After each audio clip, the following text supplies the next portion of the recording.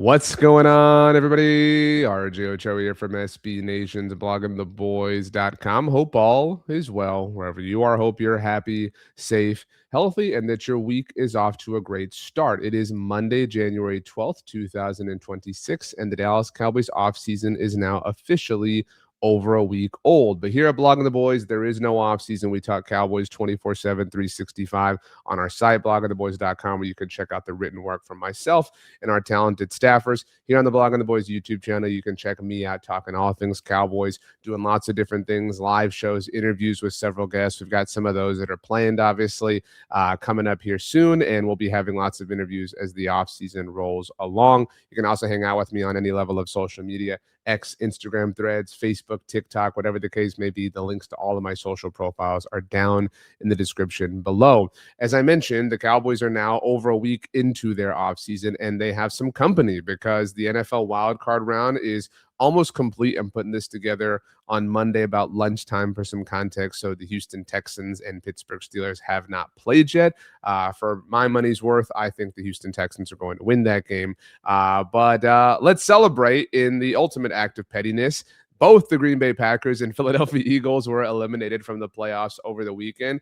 And on one hand, I fully get and fully agree that it is sad when your team is so bad that all you have is to root against your rivals. But on the other hand, pettiness is awesome in sports, and seeing your rivals fall, in the Packers case, obviously benefiting directly from it because of the first-round draft pick that was part of the Micah Parsons trade. That obviously being as good as it could have possibly been with the Packers making the playoffs was delicious and incredible. And obviously seeing the Eagles lose is never a bad thing. So obviously, goes without saying that we would have loved for the Cowboys to have been a part of the playoffs, that we would love for the Cowboys to have playoff success. We've been saying these same things for 30 years now, but in our current moment in time, the best we could do was to get a Packers loss and an Eagles loss in the same weekend. It was a real bummer to see the San Francisco 49ers advance to the divisional round, but obviously with them playing the Eagles, we had to choose the lesser of two evils. So here's to hoping that the Seattle Seahawks and DeMarcus Lawrence can take care of business and we can fully enjoy the conference championship games and the Super Bowl. So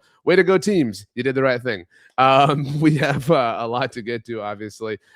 Today is Monday, and I've done this in the past, but not on a regular basis. So it is going to be a regular thing moving forward here. Mock Draft Monday. It's a super original concept. Nobody in the football, NFL space, online content creation does anything like this. I am the very first person to ever coin the term Mock Draft Monday and the idea of doing a mock draft on Monday. You'll never see this anywhere else.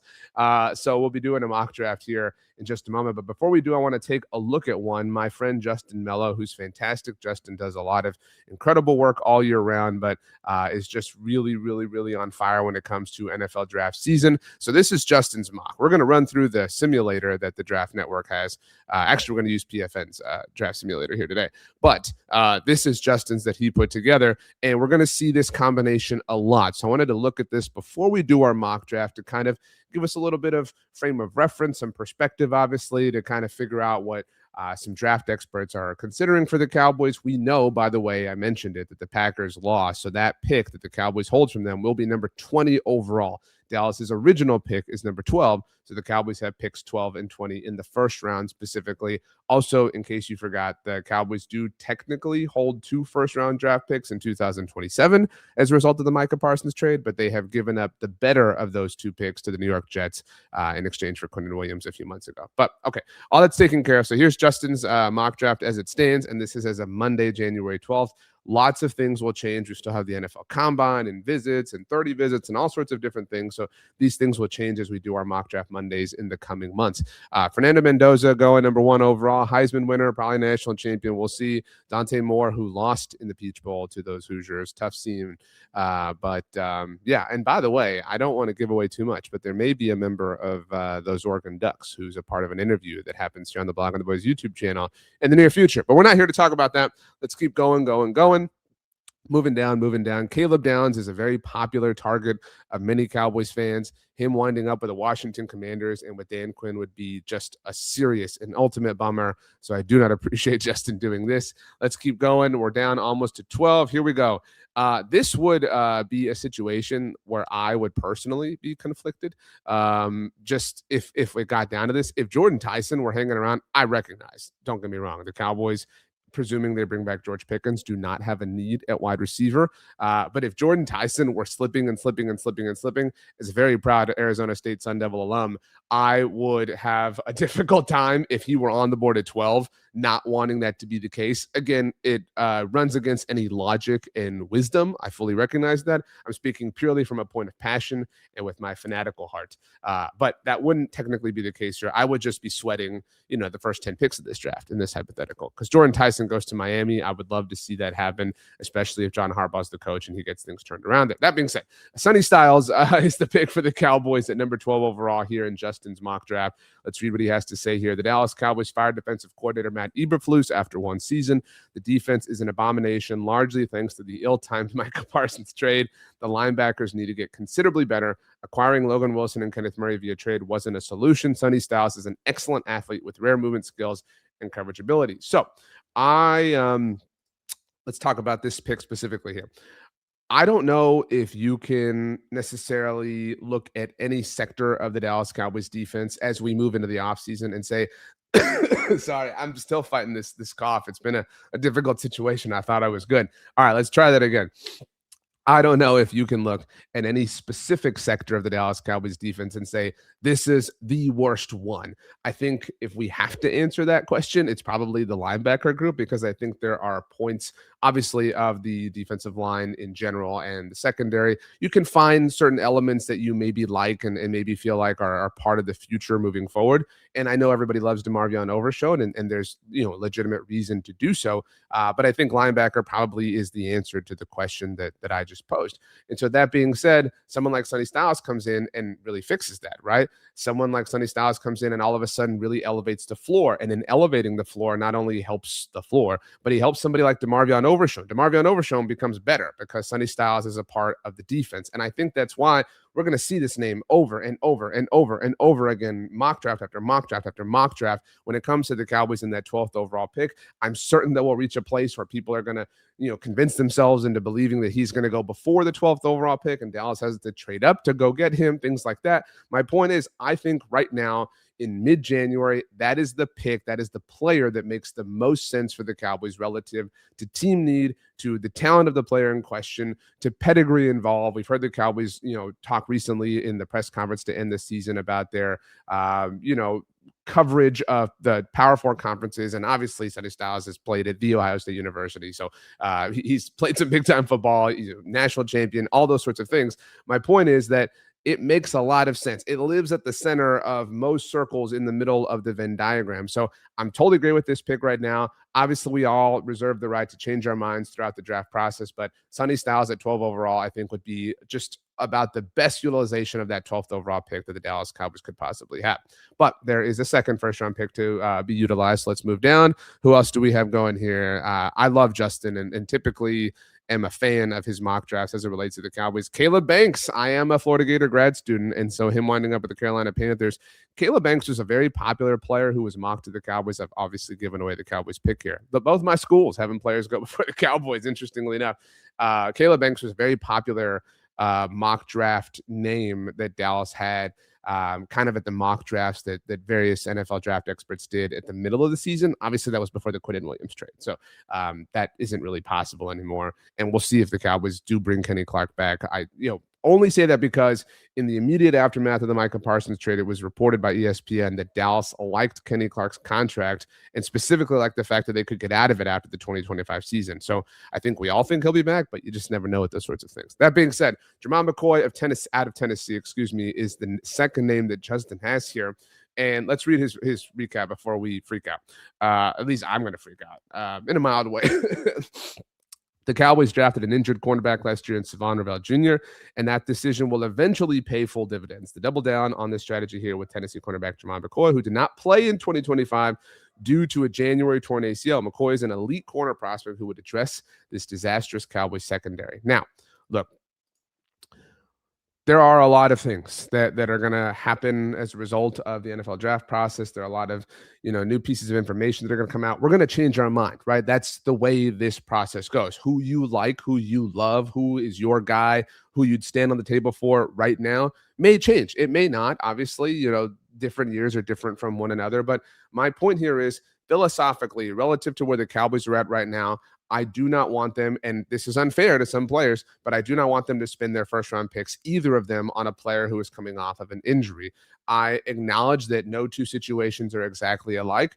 And I also don't want to fall into a place where I want the Cowboys to zig just because they zagged somewhere. My point in talking about a potential player coming off of an injury with one of the first round picks specifically is these two first round picks are the most premium assets, most premium resources that the Cowboys have at their disposal this offseason. These are the most valuable things that they have going on, particularly because they're a team who we know is probably not going to be all too active in free agency. And yes, Savon Ravel is a pick that could wind up developing for the Cowboys. We obviously hope that it does. We obviously hope that as he gets further and further removed from his own injury situation, that things work out there. But because the Cowboys are in such need of stability right now in serious ways, not just on their defense, but on their roster in general, they simply cannot afford to take that kind of gamble. That's my opinion right now. Maybe we'll change our minds. Maybe the Cowboys will do things in free agency that will raise their roster floor and put them in a position where they can take risks like that. But given their history, given the general makeup of their roster as we think it's going to look when the NFL draft begins, I do not want them to spend their first round pick on anybody who's coming anywhere near off of an injury. Those have to be high floor picks because the Cowboys are going to need them to hit in order to turn this thing around in 2026. So shout out to Justin. The mock draft was awesome. Let's put one together ourselves as my dog goes crazy in the background. So here we go. I mentioned the simulator. For the purposes of today's mock draft and a lot of mock drafts moving forward, we are going to use the Pro Football Network simulator. So we're the Cowboys here. We're going to do all 7 rounds. We're going to do fast so that I can sim through these things myself. Let's begin. All right. So here we go. There we go. All right. Whoa. We have a trade. Okay. So let's take a look at the situation here. Fernando Mendoza went number 1 overall. Dante Moore made it to 3. Caleb Downs went at 4 to the Tennessee Titans. Jordan Tyson went to the Commanders. Dude, this sucks. Let me see if I can zoom in here and help y'all out just a little bit. All right, here. And I'll zoom. There we go. I think this is the best look. Jordan Tyson going to the Commanders. Jeremiah Love to the Chiefs. All right, so we have a trade offer here at 12 overall. Let's take a look. The Los Angeles Rams want to come up 1 spot. So they're debating this with someone, right? Someone in this hypothetical really wants do I pause this thing? No, we're good. Look, this is impractical. I want to be very clear with you. I find this to be impractical. I don't think this would really happen. The way this happens right now, the only reason the Rams would want to come up 1 spot is because they would be in competition with somebody else who wants to come up for the spot, but we don't have that other trade offer. This is the trade offer as the simulator spat it out. So I'm going to take this. I'm going to slide 1 slot down as we look at the board here. There's nobody that I feel particularly passionate about right now. Sonny Styles is still there. We've got McCoy if we want to go that direction. There are several corner options. I'm okay making this trade and moving down in the name of picking up an extra draft pick. I think the Cowboys are going to have to do that because they obviously don't have a 2nd round pick, don't have a 3rd round pick, all those sorts of things. So here we go. Now the Texans want to come. So we traded back and Jamal McCoy went. So that kind of 2 birds, 1 stone. We don't have to have that problem. We don't have to take that risk. I love this. But the Houston Texans want to come up. Now we'd have to fall back 14. No, I don't like this whatsoever. Although getting that 38th pick sure is enticing. But I do not want to wait. We wouldn't have to wait 14 more picks. We'd only have to wait 7 because the Cowboys own 20 overall. Now let's go ahead and pick. And let's go ahead and do Sonny Styles here. I think that makes sense. We just talked about why they make sense. Let's go ahead and do it. Let's see. I got mouse. Making sure my mouse is on the right name. All right. So Sonny Styles went. And we've got another corner off the board. We've got a receiver off the board again, not in need, but let's see. Did Caleb Banks go? Just out of curiosity. No, he did not. So, okay, cool. Peter Woods out of Clemson did though. Okay, so we're at 20 overall here. I think, man, remember when Caden Proctor was a name that was mocked to the Cowboys a lot? I don't think that's going to happen. Just to kind of talk this out loud, right? Caden Proctor was a name when the trade first happened, when the Micah trade first went down. A lot of people thought that Caden Proctor is a name that would make sense with one of those first round picks. But if we presume that Tyler Guyton is kicking out to right tackle and Tyler Smith is sliding over to left tackle, I know what Brian Schottenheimer said in the press conference, then the Cowboys would definitely not have a need there, but maybe they will. Again, this is why this process is going to change as free agency moves along, as the Cowboys make different decisions, et cetera, et cetera. Let's see here. Well, what do you want to do? I'll let you kind of talk out loud to the screen. We've already addressed linebacker. Avion Terrell out of Clemson. Let's read what they've got written up here. Keeps his school and family legacy alive by challenging, etc. Younger brother of RJ Terrell. He's carved his own place. He's a feisty, fleet-footed cover man with a clear playmaking propensity, support chops, and a slot boundary versatility. Again, the Cowboys are going to have to address corner, and let's try it. Here we go. All right. So we've addressed corner and linebacker now. This weight is going to be brutal, which is why the trade. This trade is terrible. Washington wants to throw in some third and fourth round picks next year. I don't want to do that. All right. So here we go. We've addressed, as you can see, two of our team needs, linebacker and corner. Still need an edge rusher. Top-rated player on the board is Mason Thomas out of Oklahoma. That kind of makes it easy, in my opinion, here. Again, this is going to have to be a defensive heavy draft for the Cowboys, right? This is going to be a year and a draft where they just go, and a lot of this, I didn't even mention this when we were talking about things that are subject to change. At this moment in time, we don't know who the Cowboys defensive coordinator is going to be, right? We don't know who he's going to be in terms of what he's going to like, what he's going to want to run. I'm trying to get those ads off your screen here. We don't know what players he's going to bring.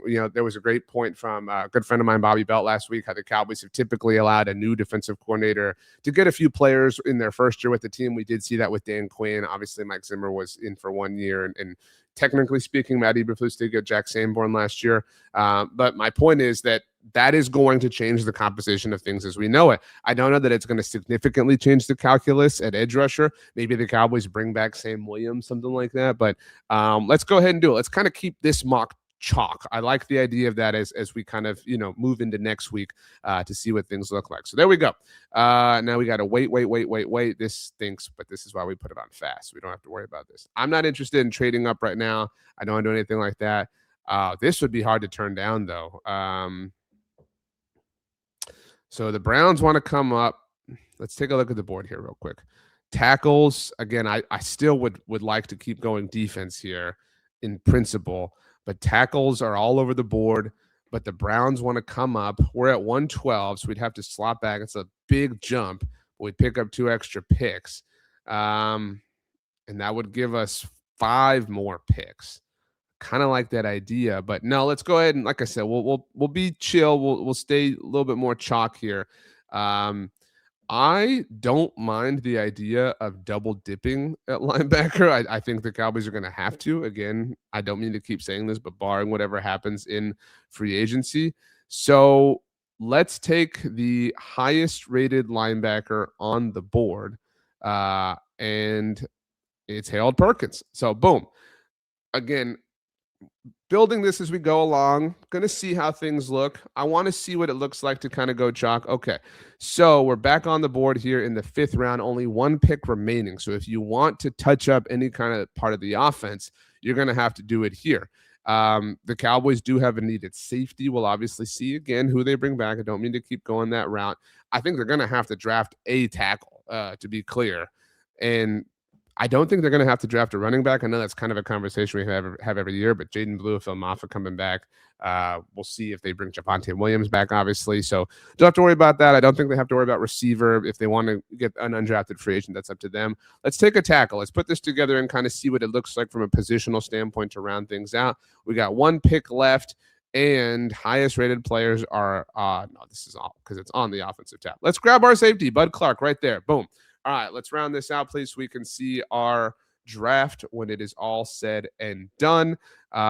Waiting in certain spots this year is going to be really rough because the Cowboys have danced around, moved around from an overall pick standpoint. So here's what we got. Let me zoom in a little bit more so you can see it. This is our mock draft Monday mock following or on Monday, January 12th, 2026. Sonny Styles with our first round pick, Avion Terrell with our other first round pick. We've got Mason Thomas. We have Harold Perkins Jr., Drew Bowery, and Bud Clark. We have addressed all levels of the defense, right? We've gotten our double dip at linebacker. We've got a new edge rusher in Mason Thomas. We have two new weapons for the secondary in Avion Terrell and Bud Clark. And then we've got a tackle for good measure. I think this reinforces. This is only 6 picks, by the way, and that's because we moved back with the Rams in that really wonky weird trade, which is really unlikely to happen. This helps underscore how imperative it's going to be for the Cowboys to do things in free agency. I know that that's obvious. I know I'm not telling you anything you don't know, but that's why this exercise is really helpful and really instructive, in my opinion, because you sit here and I think we feel satisfied. But again, this is partly hedged because that Rams trade is probably not going to happen in real life. But if it does, you have to take it, obviously. But even if you do get a kind of extra life by way of another team like the Rams in this case, you still, I think right now would feel like, man, I don't think we did enough to help the offense. That's why you'd have to utilize free agency. So shout out to Mock Draft Monday. This was a lot of fun. I do want to tie a bow on something else. Had mentioned this on YouTube in case you want to feel pissed off. That's what I'm here to do. So while at this moment in time, the Houston Texans and Pittsburgh Steelers have to play, they are the 5 and 4 seeds respectively in the AFC playoff picture. So we have already this weekend seen both 2 seeds, who were the Chicago Bears and New England Patriots, take care of business. And following the wins by the Bears and the Patriots, the respective 2 seeds in their conferences across Wild Card Weekend, that means that we have now seen 6 years worth of 2 seeds playing in the wild card run. In case you are unfamiliar, back in the day, prior to 2020, both the first and second seeds used to have first round buys. Not since 2020. And since 2020, there have been 6 years of this happening, which means 12 different 2 seeds hosting 12 different 7 seeds in the wild card round of the playoffs. And of those 12 teams, only 11 of them won their playoff game. Only 11 of them successfully beat a 7 seed in the wild card round of the playoffs. Can you guess the one? Of course you can. The 2023 Dallas Cowboys remain the only 2 seed to ever lose in the wild card round of the playoffs. Granted, this has only been possible since 2020, but I have 12 total opportunities. Of course, the Dallas Cowboys are the one, because of course, the Dallas Cowboys are the one. Didn't want to end on a somber note, but I thought that that was something you needed to know. And so that's my job, is to make sure you have those points of information. Appreciate everybody for hanging out on Mock Draft Monday. Like I said, we've got some fun interviews planned, some fun things coming up. So looking forward to all that. Also, I'll be covering the Super Bowl for SB Nation. So we've got some stuff baked around that in the coming weeks and months. Not months, but you get my point. So we're looking forward to that. If you want to hang out with me on any level of social media, like I said, links are down in the description below. Also, please make sure to subscribe to the Blog on the Boys YouTube channel. Also, enjoy the game. Enjoy Monday night's wildcard game. The fact that we have a wildcard game on Monday is stupid. We said this 3 years ago when the Cowboys had to play in it, although they did win that game, but it creates such an unfair advantage or unfair opportunity for different teams, the Bills, the Niners, obviously whoever wins this game. It's dumb and I hate it, but I don't hate you. You are not dumb. In fact, you are perfect and wonderful. So have a great rest of your day. Thanks so much for hanging out, and we will see you next time. Go Cowboys.